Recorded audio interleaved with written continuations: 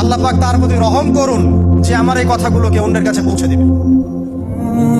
নবীজির ভাষণ। এরপর নবীজি বলছেন, জেনে রাখো নিশ্চয়ই তোমাদের পরস্পরের, মুসলিমদের পরস্পরের সম্পদ, পরস্পরের রক্ত, পরস্পরের এই যে জান মাল ইজ্জত, এগুলো একে অপরের জন্য হারাম। মুসলিমদের পরস্পরের রক্ত, পরস্পরের ইজ্জত সম্মান একে অপরের জন্য হারাম, এর হানি করা একে অপরের জন্য হারাম। ঠিক যেমন আজকের এই দিন হারাম, এই শহর হারাম, এই মাস হারাম। নবী করিম সাল্লাল্লাহু আলাইহি ওয়াসাল্লাম বলছিলেন, জেনে রাখো তিনটা বিষয়ে যেন তোমাদের অন্তর কখনো খেয়ানত না করে। তিনটা বিষয়ে তোমাদের অন্তর যেন কখনো খেয়ানত না করে। এক, তোমরা যে কাজটাই করবা শুধু আল্লাহ পাকের সন্তুষ্টির জন্য করবে। তোমরা যে কাজই করবে শুধু আল্লাহর সন্তুষ্টির জন্য করবে। তোমাদের শাসক বর্গের কল্যাণ কামনা করবে। তোমাদের শাসক বর্গের কল্যাণ কামনা করবে।